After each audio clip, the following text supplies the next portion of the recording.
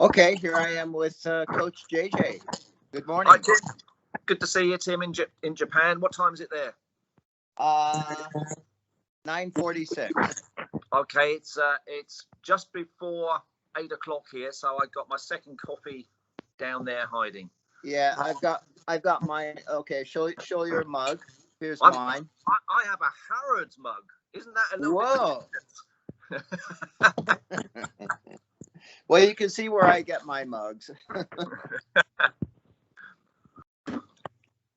Anyway, I just wanted to have a brief chat and congratulate you on your amazing Tour de France charity ride awareness for Phuket.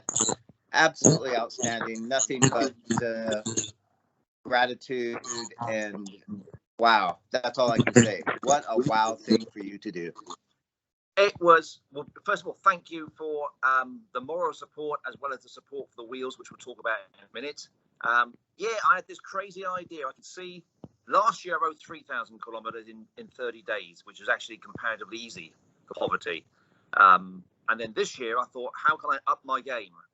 So I had a couple of beers and I thought, the Tour de France distance. Surely I can do that. So that's what I decided. And it's that poverty in Phuket's actually got worse. There's still this. I think we've had 6,000 people come in the last month on this special sandbox scheme.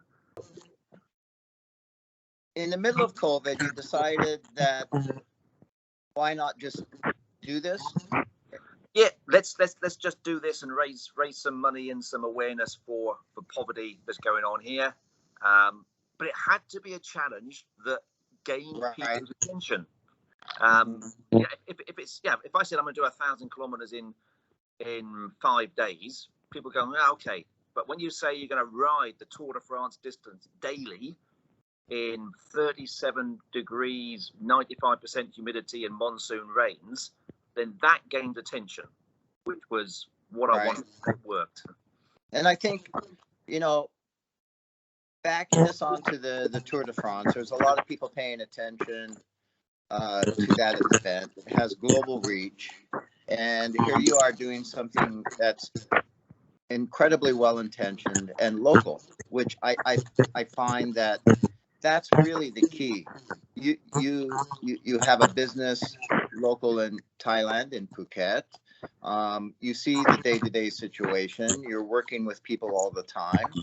And you came up with something that actually provides direct benefit to the people around you in your community that you might pass by on a daily basis. And I think that's what really struck me as being tremendously viable and amazing. You weren't out raising money for some charity that people really don't know that much about, hidden behind 100 boards of directors and yada, yada, yada. We're sending bikes to somewhere. Hey, that's really cool. But you really brought this to the home front. And I think that's what struck me as being super. And how much money were you able to raise for the people? We've raised to date in US dollars. It's about 7,000 US dollars. Wow. Now 7,000 US dollars will feed. I did the maths. I think 9,000 people. So one family bag of food costs 140 bahts, and that bag feeds 4 people. So wow. That's where the money goes. It goes directly into buying the food, and then it's distributed by a huge support crew of the One Phuket charity that's organising it. And the One Phuket crew, they're all local volunteers? 100% volunteers of Thais and expats. I want to emphasise the fact that the Thais are involved in this as well. It's not just an expat thing. It's right. So island getting together to support the rest of the island.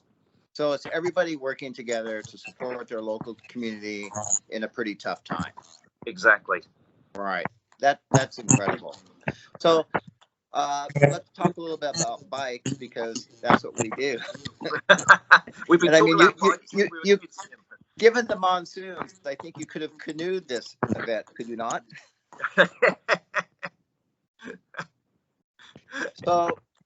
So anyway, you're on a new disc brake. Is this your first experience riding disc brake bike over this long distance? It is. It's my first experience of. I've ridden a few mountain bikes with disc brakes, but it's my first road bike with disc brakes. I see. And overall, I would say once I've ridden in the rotors, the problem with some of the rotors is that at the beginning they're very squeaky, and you got to ride them in. You've got to make sure that no little bits and pieces on them, and clean them on a regular basis. But once I'd ridden them in, I didn't get any squeaking, which was when you're riding 3,417 kilometers, you just don't want anything to annoy you. So I was pleasantly surprised. Obviously, they stop fantastically well, and as a bonus, your bike doesn't get quite as dirty from all the rubbish coming out from your brake pads. Oh, okay.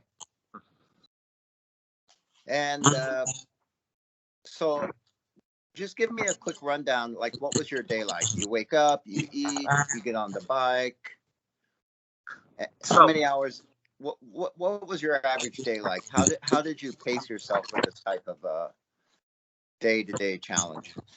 It was let's start off by saying I had to get inside what I call my focus bubble every day. Imagine you've got a space helmet. Yep, you're wearing a space helmet. I call that my focus bubble, and I need to get in that focus bubble every day to get through what I was doing. So I would wake up at 5 a.m. No alarm clock. I've always woke up at 5 a.m. It's easy. As old guys are used to waking up early. So wake up at 5 a.m. Get a small breakfast inside me. I can't have a big breakfast. Never have been able to. So I'll have a small breakfast, maybe omelette and a tiny bit of rice or something like that. Get some hydration in me and a coffee, and I'm ready to go because the night before everything else is prepared. The bike's been cleaned, maintained. Okay. Everything is charged.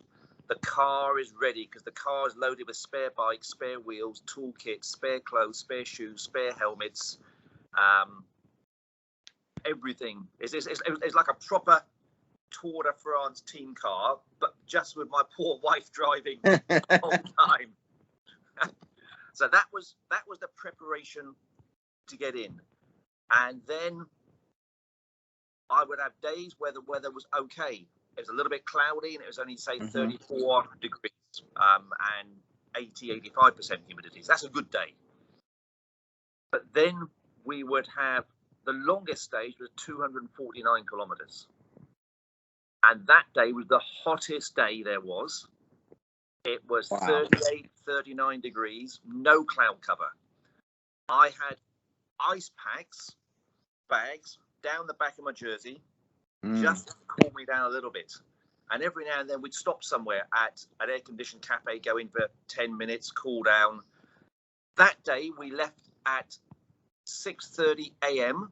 and we got back at 6 p.m. Wow.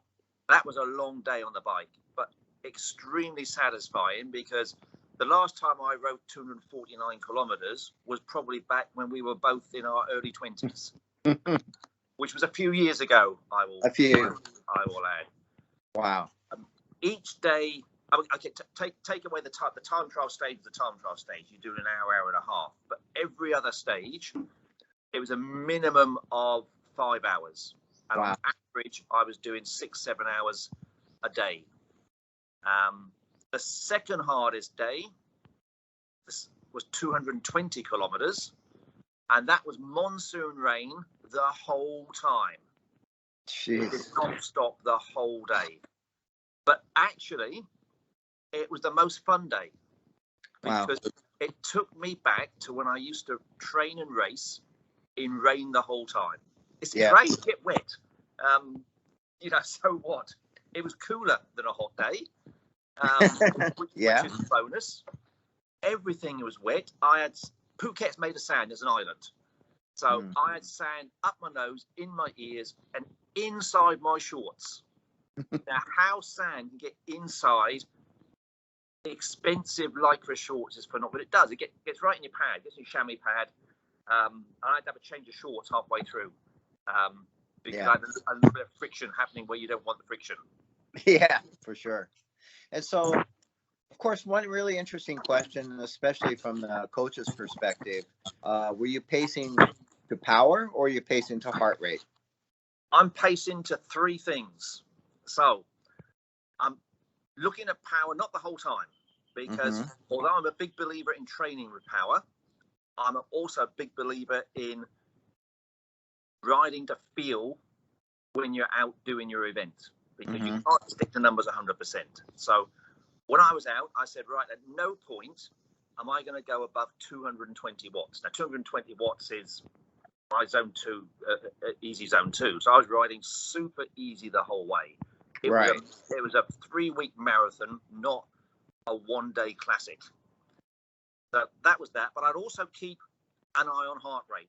So, and this was the interesting thing from the whole ride. I actually published the data. My threshold heart rate is 172 still. My maximum heart rate is still 189, I think, even at 57. My heart rate was about 125, 126 the whole time, regardless of if the temperature had gone up or not. Interesting. And that's because I managed my hydration and my core temperature the whole time. Right. And that plus I've adapted to the Phuket heat. But it's possible to do if you're smart. I think that's the key. So many people go out and they go, I'm absolutely stuffed from my 150 kilometer ride. I go, okay, so how much water did you have? And they go, okay, 2 bottles. I go, 2 bottles the first hour. And they go, no, I had 2 bottles. Whoa. And you go, well, there you go. And that's the answer. Some people are just not smart, not because sometimes they're maybe not educated properly, but more often not, they forget. And that's the thing. I had an international athlete once, a triathlete, who didn't drink. So on her hand, with her watch, I got her to write in indelible ink, drink. So every time she looked at her watch, she could see the word drink, and she drank. And to me, that's the biggest keys: pacing, hydration, and nutrition. And so, were you using any special sports drinks or supplements or anything, or just old schooling it with PBJ and water? I did old school, and that's because for those sort of distances in this heat, day after day, the gels would have just destroyed my stomach. Plus, I'm riding at a very slow pace. So at a slow pace, I know that I'm burning predominantly fat. So we know that. And I had 3 days where I couldn't eat because I had food poisoning. I didn't actually publish that much when I was on there, but I would get home from the ride, fall into bed in my kit and fall asleep, and then have a shower after my nap. But in my head, I knew I could get through the day because I said, right, I can't eat.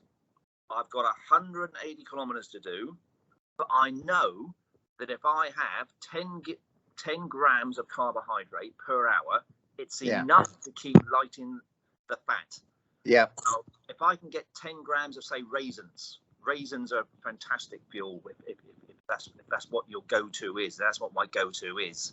So I could get enough into me to keep going through. I'd use bananas. I'd make sandwiches. And this isn't the Tour de France. I'm not there to do the Tour de France speed. I would stop at a pier in the shade, and the car would get out my sandwiches, and I'd have sandwiches and a drink. And that's part and parcel of an endurance ultra ride. You can't keep going forever. You've got to listen to your body and listen to some sense, because the head takes over. The head goes, hey, I can do this super fast. But then the other side of the head's got to go, hold on. Number one, you're an old man. Number two, even if you weren't an old man, you still have to be really careful how you manage your body. Sure. How many days in did you feel like you started to hit the wall? That crossover point? Do you know, this will sound weird. There wasn't a day where I thought, I've hit the wall and I can't continue. And that's probably because I split this into groups. So I said, right, you've got, at the very beginning, you had 4 days, then a time trial. So I'm saying, right, it's a 5-day training block. Okay. And then you've got 4 days and a rest day. Okay. So that's another block. and on a daily basis, I would say, right, what do I have to do to get through today? There were, let's take the 249 kilometer stage. I got halfway through that, and I didn't think to myself, my legs weren't gone, but I was damn hot, and I was suffering in the heat. So I didn't say I can't finish. I had to go into an air-conditioned cafe, have a coffee, and say, right, how can I finish? Ah, okay. How can I do it? Because the minute you say to yourself, I'm stuffed, I can't finish, you're done. So you've got to, you know, we raced in Europe years ago, and if we said we can't finish, we wouldn't have started our first race. Sure. Yeah, and I think all that experience, as you get older, people say you become a better endurance rider.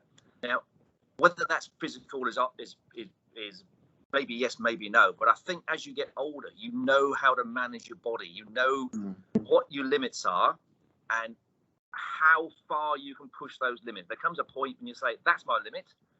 How am I going to stay within that limit for another 125 kilometers? And I think that's the key for the whole thing, having a strong head. Now, from the just slightly different topic, though, from the local community support, were you getting people out from the local community cheering you on and helping you through this bit? What was their level of awareness? Did they know you were out there doing this, or did they just go, who's this crazy white guy on a bike? Okay, so at the beginning, it would have been who's the crazy white guy on the bike. But then the local radio and the local news got involved a bit and did an article in the local paper, which was they got an English and a Thai site, so it's right. It is expats and Thais. And what was really cool was I'd have a couple of cars go by, and I'd have a couple of expats lean out the window and say, "Go JJ, go JJ." I got what? And then I had a couple of motorbikes, and the motorbikes came, and Thai motorbikes driving is something to be seen. But this motorbike came alongside me, and I thought, oh God, we have an argument about something. And this Thai looks at me, and he said in okay English, he goes, "Coach JJ." I went, "Yes." And he goes, "Susu." And Susu in Thai means keep fighting, go, go, go. And that happened a couple of times. Oh, great. That for me was a huge morale booster, because you're out there, you know, and it's each time it's pretty towards the end of my ride, and it was just nice that the awareness was going on, and I'd have so many messages of support from people locally and globally, you know, on the Facebook posts, messages, whatever else, saying good job, keep going. And that's what I needed. You need support. I mean, I've got incredible support from my wife Ching, incredible support from friends like you, but the more support there is, and you see the donation ching ching ching ching coming in, then it boosts my morale on a daily basis. So in taking this forward, do you think this is something that you're going to try to continue on and integrate within your business and with cycling in general in your local area?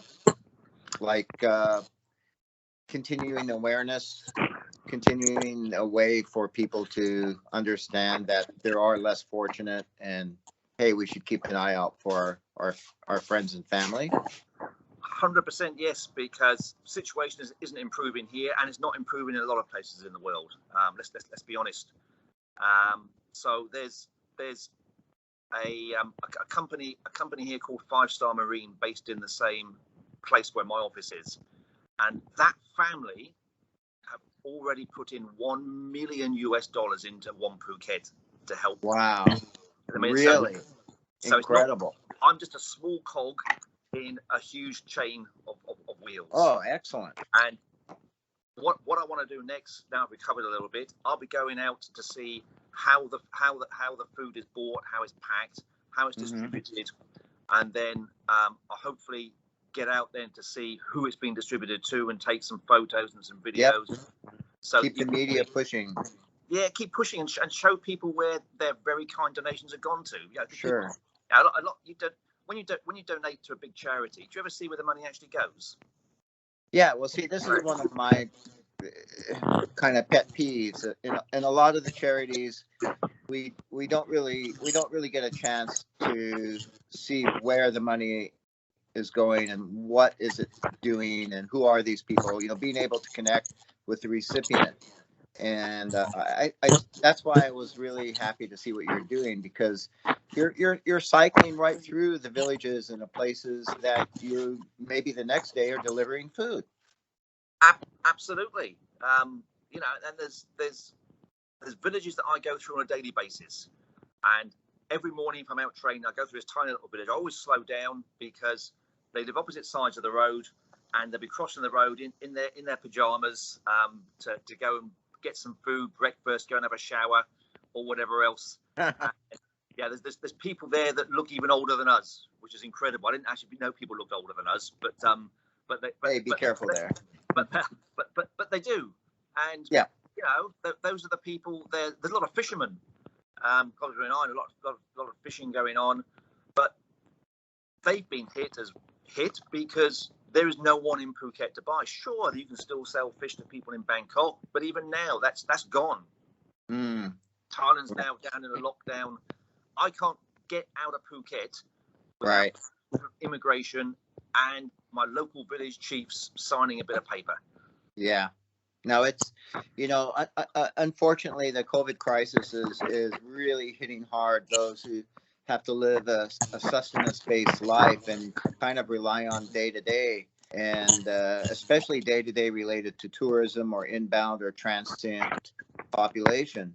So, yeah, how many people have 2 or 3 years of savings built up to weather the storm? Yeah, even expats. I mean, I know we're talking about really, really poverty-stricken Thais here, but very briefly, there's expats that have been here 10, 20 years, maybe longer, some of them. And they've had no income 18 months, and a lot of them have packed up and gone home, left their businesses, left their life savings, and they've gone home. Others are down to nothing, hoping that soon something will happen. So you can see how everything's working the way up the food chain. It started at the bottom, and now that's getting much larger. Sure. Well, as you know, I'm a wheel builder, and I couldn't resist your plea to say, hey, can you give me a wheel?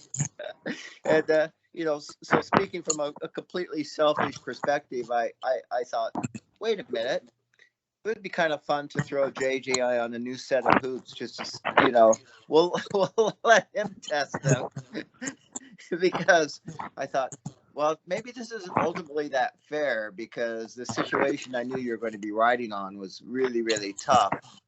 But I also felt, why not? Let's toss him something and see how they go. And having some experience with the the monsoon season, and having some experience with riding a lot of different tires that we get domestically that aren't available to you guys, I thought, hey, let's try this series of wheel we know is pretty fast and easy and comfortable, and throw on a set of these IRC tires that we know the combination has been well proven. So yeah, I mean, I do want to know, did they work? Okay, so first of all, it's when you're doing things like this, you realise who your very good friends in this world are. And I count you, Tim, as one of my very good friends in this world. And I didn't ask you for a set of wheels. You just volunteered. You built them. You sent them at your expense. Yeah, you put tyres on. So you put a lot of your time and money into sending this over to me. And you didn't have to, but you did, because you believed in what I was doing. And okay, you're going to get some PR out of this, but that's not the reason you did it. You did it to help me. Right. And I have them here. And I think you can see right there, it's got JJ Bennett on it as well. Yeah. Well, I didn't want them getting lost in the car. No. And you can see, let me see if I can get this into the camera, because you can see the tyres that I'm on.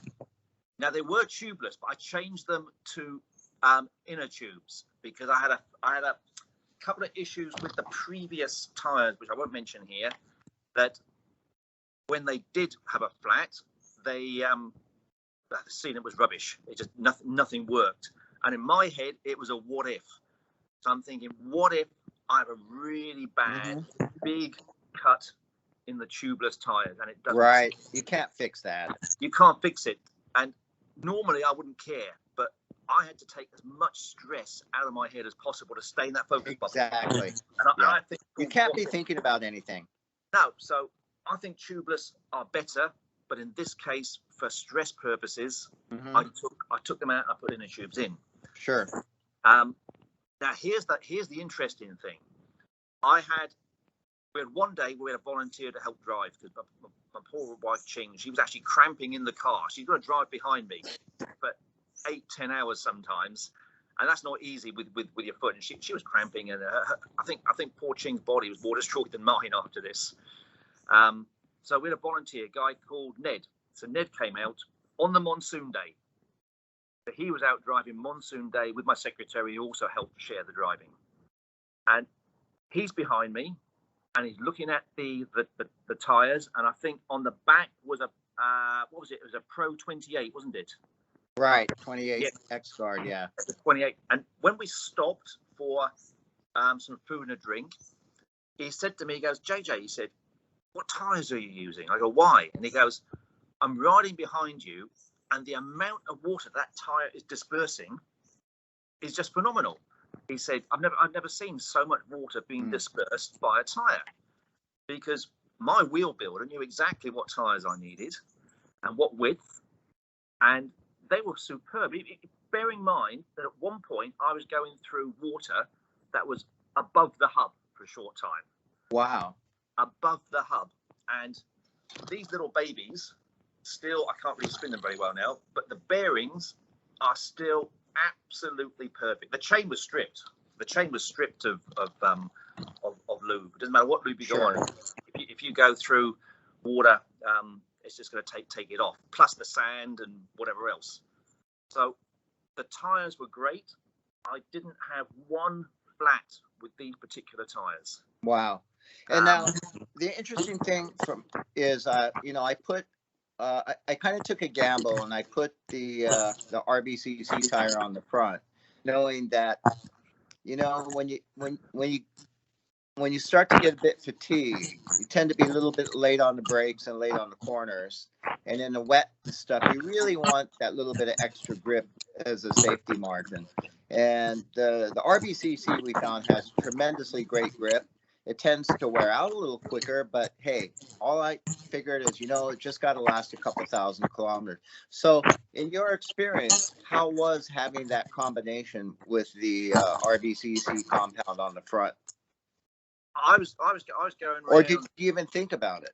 To be honest, I didn't think about it, but I never, ever, it always takes me a couple of days to trust new tires. Right.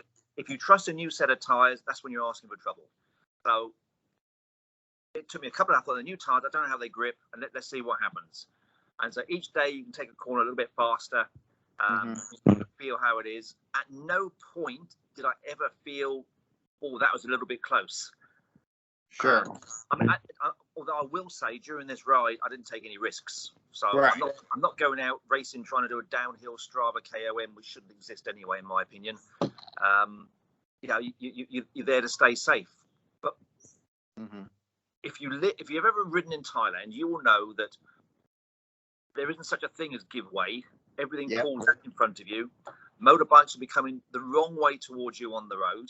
Sure. At full tilt. You even have, on a highway, you'll have cars reversing towards you on the hard shoulder because they want to take a shortcut. So at that point, when it is tipping down with rain and you've got to hit the brakes, you don't think about it. You hit those brakes, and at no point, probably, I don't know if you can see, you can't see very well here, but that tire, that's done a couple of thousand, let's say 1,500 kilometers, maybe more. Right. There is, I can see very little wear, and very, very, a couple of tiny little cuts, but I'm talking tiny ones. So it held up quite well then. Yeah. They held up brilliantly, Tim. And I said the 28 on the back, I think, was the key, and that's what people don't understand. You don't necessarily have the same tire on the front and the back. No. It also depends how the bike handles. Right. Well, I wanted to try to give you a little bit of an aerodynamic edge, and that profile has already been pretty well vetted. 25C on the front, it acts close to a 70 millimeter effect. So, you know, we're giving you, I don't know, 5 to 9 watts advantage right there. And of course, the other thing I'm really curious is wind. Did you suffer any side wind issues? Because that 45 millimeter set is a little bit deep. And I know that you are in a stress situation. I was a little bit concerned that hopefully we didn't go over on the wheels. And so absolutely no problems at all. I think number one, I know I'm well balanced on a bike. Yeah. If you're 3,417 kilometers and not one injury, not one numb hand, not one numb, you shouldn't. So I know I'm well balanced on a bike, which helps, because if you're way too far forward, then you've got all the weight over the front and you're going to get speed wobble. If you're too far back, then the front wheel can be from under you.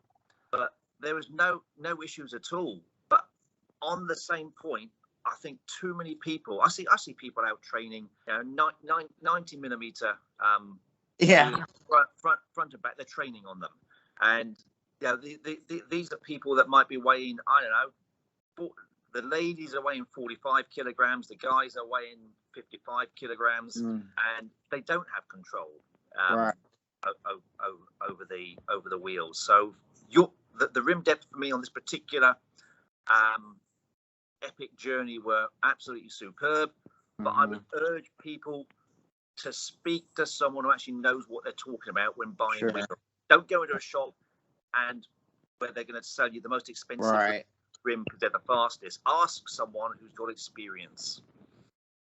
And just briefly on that was the first time we're building with this new set of hubs, and I'm choosing roughly a 36 tooth type engagement, and I just, for me personally, and through a lot of the people I've been training and testing on, it seemed to have a natural take up. Did you find any issues with the take up gap of that compared to basically an infinite free body? I mean, did you feel like you're introducing any stress in your take up? Was the pacing management pretty okay? There was absolutely no stress in the take up at all. I mean, I think you know what I mean. Some hubs, it feels like you just can't get on them. I don't know how to explain it. It's just like you're pedaling, and when you have a little bit of a takeoff and you want to get onto that hub, it just has the wrong gap, the wrong pacing gap. It's like if you're driving a gear shift car and you can't quite get the gear shift in time. That's maybe a good analogy. But no, I never felt that at all. Everything synced into it, and I would have noticed because, as I said, I'm in my focus bubble the whole time. Right. And if there's something wrong, like a little squeak. Oh yeah, you become hypersensitive. It drives me mad. If it was, a chain that was worn or a chain that had a slip lip, I would know, and I would want to try and fix that as soon as possible. So during the ride, I didn't think about it, but nothing distracted me, which is a good thing. Yeah. And I mean, the Chapter 2 bike, we know Mike Pride really well. We work with them for many years.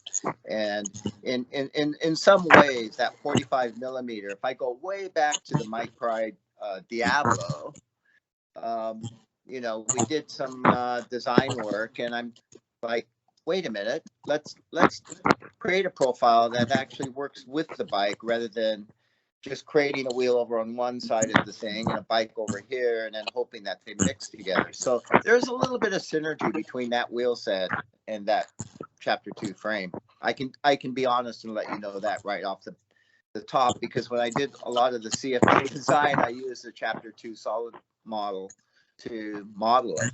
So I knew where the aerodynamic slipstream was hitting on the frame. I don't think many wheel designers really do that. But, we did do that, and I did use that particular frame as kind of aerodynamic model point. But like riding the disc brake, did you have any issues with the under like dancing or hard sprints and stuff? Did you have issues with the rotors smacking the calipers and annoying that way, or was it pretty okay? In the first few days, yes. But then I got my mechanic to look at it and tweak it a little bit. I see. And I think as well, what a lot of people forget is you've got a disc brake, and you take the front wheel out, you pop it in your car, and you haven't popped in a little plastic part, Right. That keeps the pads and the tiny little calipers there in place. Because if you don't, it can mess those up, and Yeah.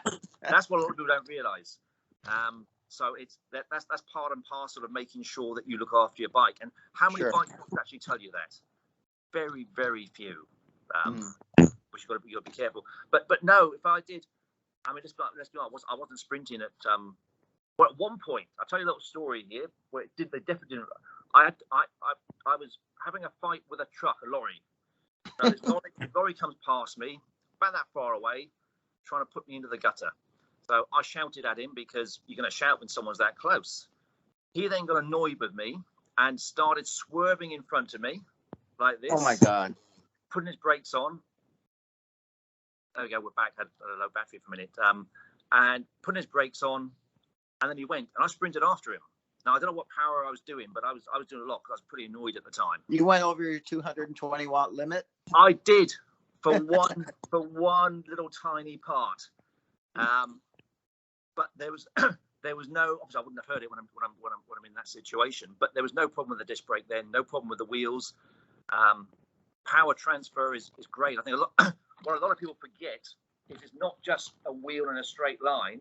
It's does the wheel do this? I'm over exaggerating here. Is it losing power and power transfer laterally? A lot of people forget that. A good wheel doesn't do that. You can get some wheels, I'm not going to say the brand, you can hold them and you can flex them like that, because the power transfer is so bad. So I think that's another part of a good wheel. If it's built properly, and this is your expertise, not mine. I can't tell you how it's built properly, but I just know that there's only two people in the world that I would ever trust to build wheels. That's you, Tim Smith, and another guy in the UK called Chaz Curry. And Chaz was a great wheel builder like you. Similar, exactly the same philosophy. And I used to test his wheels like I use yours, and both of them have great power transfer. It's great if you're doing a nice, slow, steady speed, because you're not going to get any lateral movement. But as soon as you get out the saddle, let's say you're going up a hill, you get out the saddle. When it moves laterally, what's it going to do? It's gonna. If you've got caliper brakes, touch the caliper brakes, and even if you've got disc brakes, a really bad wheel, it's still going to touch those. And you're losing power, and it's playing with your head at the same time. Yeah. Wow. Well, I really appreciate the compliments. I mean, you know, our job really is to get shoes on you so that you can keep running, basically. And yeah, I mean, I just wanted to have a quick chat and cover like your amazing challenge and get some inside information. I think a lot of people would be really interested to hear kind of what was going through your mind and the choices you made. And of course, you know, also reaching out to the people to toss a few coins into the bucket for the people that you were helping, you know, on a daily basis. And I'm sure we'll continue to help. Yeah, and I said I appreciate your help morally and with the wheels as well, and every single person that has donated or sent me a message.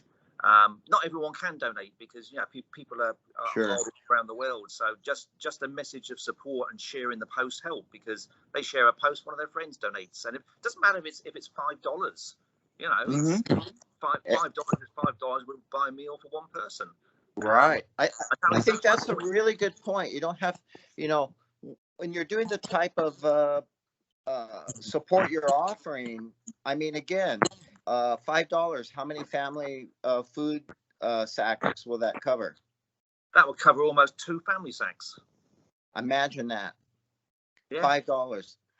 less than a can of beer in Old Blighty.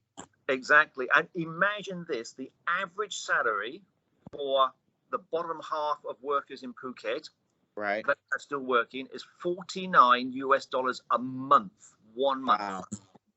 Imagine trying to I challenge anyone to live on $49. And prices in Phuket will be the same as they are anywhere around the world, whether you're buying Sure. you've got to buy water, there's no running water that you can drink, whatever, it's still the same price. So right. Imagine trying to survive on that. Amazing. Well, thanks again. I appreciate you taking time out of your morning. And I know you got to stay busy over there and keep doing business. We all have to do what we can do to keep going.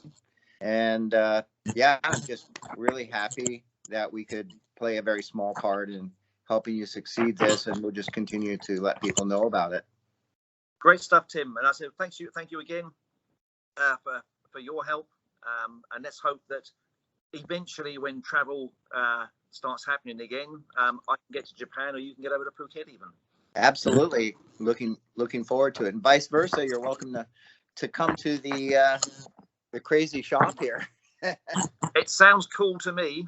It would we would spend the whole time yapping, and our wives would be going somewhere completely different to get out. Oh, they'd have a great time. Yeah. All right. Thanks again, JJ. We'll talk to you soon. Okay. You're welcome. Cheers. All right. Cheers. Bye-bye.